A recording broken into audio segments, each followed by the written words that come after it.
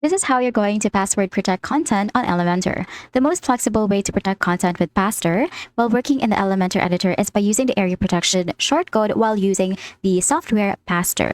This allows you to protect specific sections, containers, or content blocks rather than the whole page. So first step is we're going to create the protected area. So in WordPress dashboard, we're going to go to the Pastor and then we're going to search for Pastor first.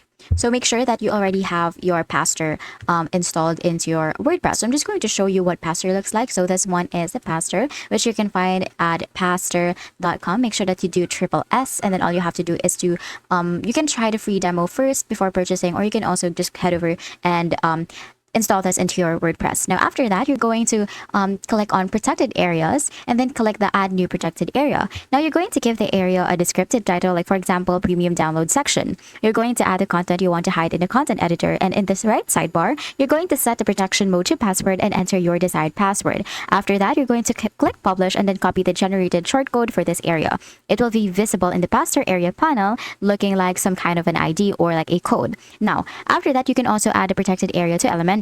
Now you're going to open the Elementor page where you want the protected area consent to appear. So from here, you're just going to make sure that you're on your Elementor website and then just choose your website. And then after that, you're going to drag a standard shortcode widget into the page or within the section or container where the content should be.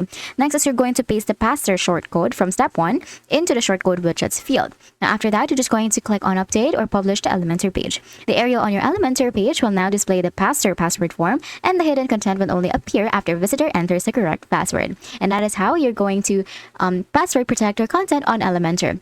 If this video helped you, please don't forget to like the video and subscribe to the channel for more videos like this.